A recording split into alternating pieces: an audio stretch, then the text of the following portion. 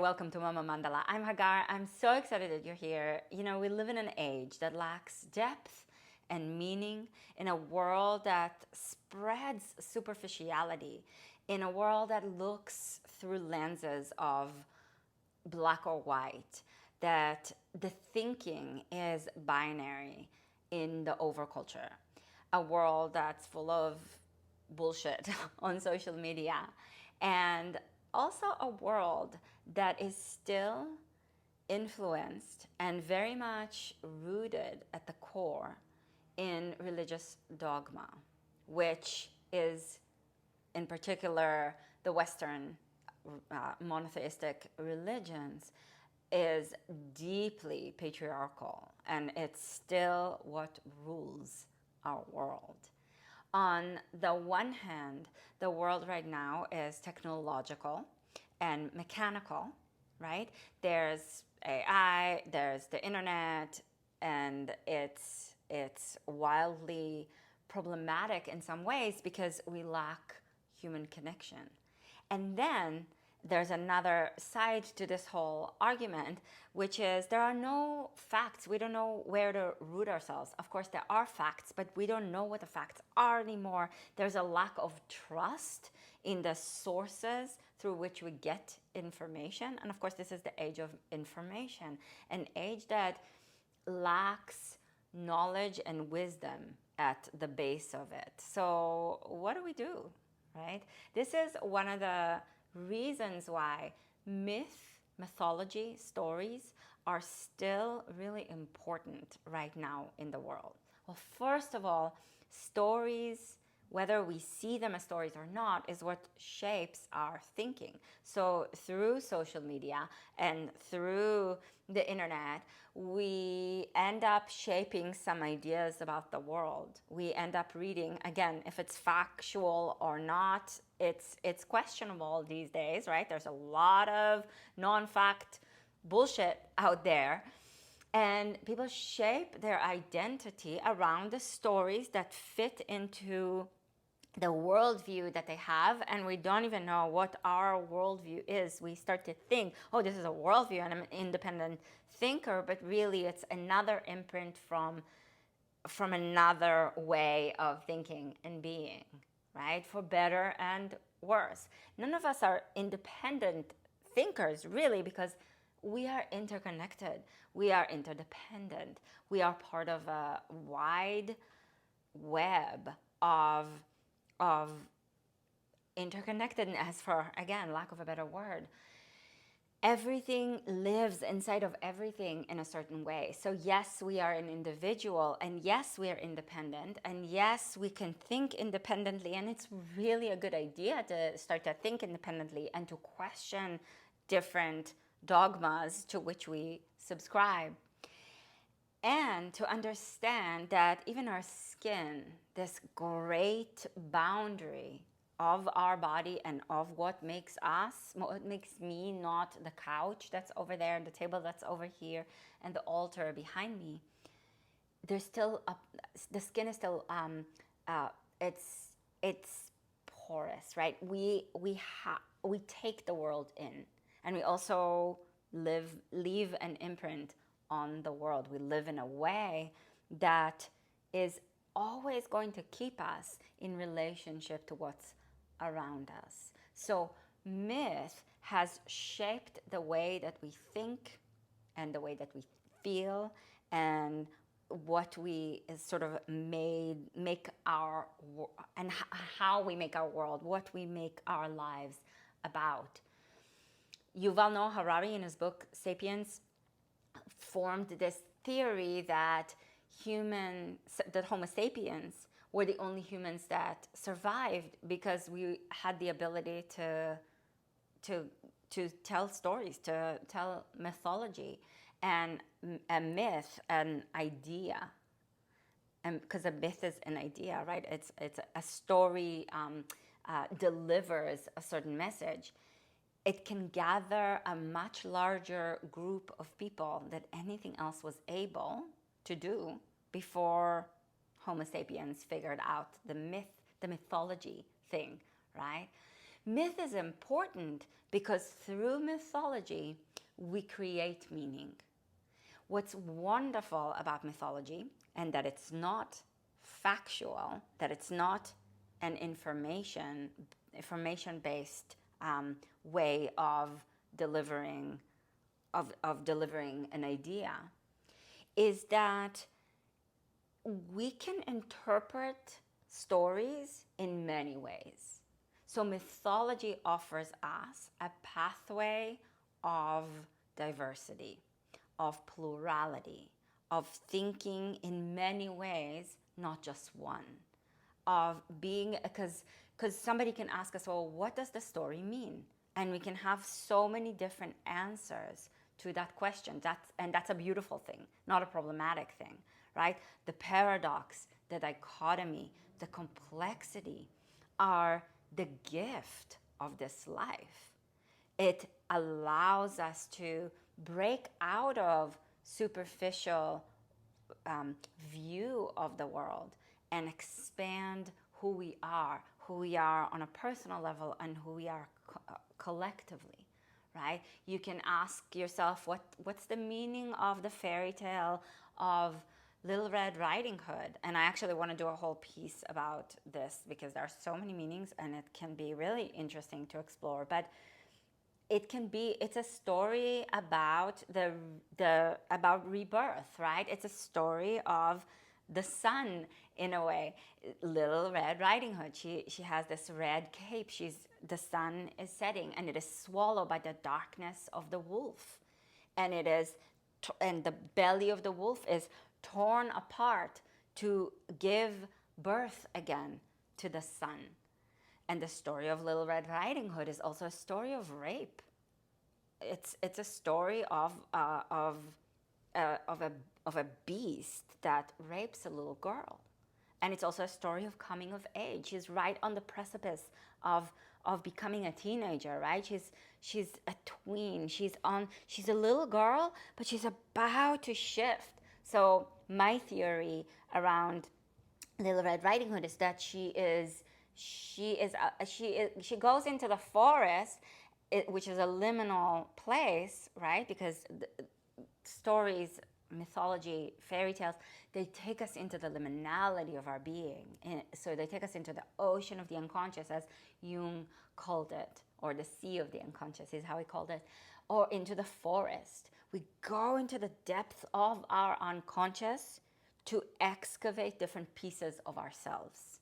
And the depth of the unconscious, we can think of the wolf as the depth of the unconscious, as the darkness of our beastie self. The parts of because the unconscious is the shadow, right? So it's the parts of us that we haven't quite integrated into ourselves. We felt uncomfortable looking at it, right? The wild of the wolf is the deep, dark secrets of our unconsciousness, collectively and personally. So one of my theories is that, and we can expand on it some other time because I have a lot of thoughts around it, but that she's on the precipice of growing up, and so she goes into the forest, into the liminal space, and this is where the threat of her sexuality and her sensuality arrives from the shadows of the forest, because she's about to enter the threshold into when her womanly self, right? She's wearing the red on the outside. She hasn't started to bleed yet, but she's about to, right? So the wildness of her, she's about to meet it. And it's a dangerous place, right? And it's dangerous in the most wonderful way, and it's dangerous in a way that the patriarchy has turned into demonic, right? The wolf is demonized. And she is going to meet the old woman. She's going to meet the crone, who is going to share with her some of the secrets. She's going to bring her grandmother the gifts and the food and the nourishment that the mother has made. And by the way, the mother, why is she not there with them? Because she's too busy in the house making food, right? I really identify with the mother that lacks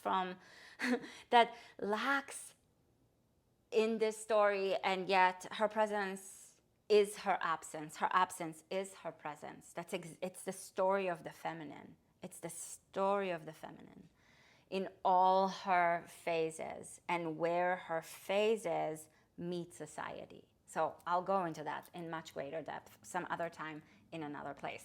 So stay tuned for that. I will let you know when that happens. If you sign up for my mailing list over on mamamandala.com, I'll leave a link for you in the description of the video so you can do that, because I would love to stay in touch. And when I create this for you, I hope that you will come and get it. So stay tuned and please sign up for my mailing list. But stories are important because they expand possibilities rather than offer us the reductionist view. So if this world right now lacks depth, mythology offers us the ability to move into and through the layers of our being, knowing that we're never going to be able to understand every piece. More is going to stay in the unknown and in the dark, no matter how deep we continue to go. The vastness will continue to grow the way that the universe continues to expand, right? The complexity continues to expand. The more we go toward it, the more we know that the horizon of our ignorance is grand, right? It grows the more our knowledge grows. And so mythology offers us an endlessness, an ability to continue to discover, to learn, to think in more and more ways. And isn't that a powerful and medicinal invitation for this day and age? You know, there's a Jung concept that I actually learned that from Clarissa Pincola Estes, but I know that there are other mythologists that are talking about it and bringing that up. But this idea that myth is medicine. And the reason why it's medicine is because, A, the meaning that percolates in the myth can be aligned and connected and made relevant to where we are and to what we're going through, both collectively and personally, right? And it's medicinal because stories offer us reflection. They offer us a reprieve from our reality so that we can understand our reality more deeply and through more ways. It's medicinal because there are archetypes that hide in stories that map onto where we are in our lives and where we are in the world. And those help us. They help us. They're like guides. They're like lanterns in the dark. Right now in these dark ages, the dark ages of the modern era of right now. They're like lanterns. They offer us ways to see in the dark, to see in the confusion, to learn from the unclarity. And the beauty is that mythology is saturated with ambiguity. It's not going to directly tell you what something is. Somebody might try to tell you what something is, but open up the view, put on that camera another lens, and you will see it in a different way, and you will understand yourself in yet another way. It's medicine to the superficiality of the world right now.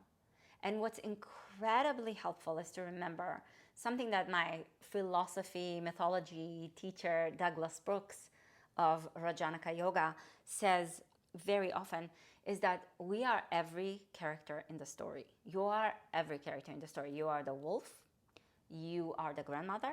You are the mother who is not there in the story, and her absence says a lot about her as a character and what her character is in society now and then and through the ages for different reasons, so we can understand that archetype in so many layers.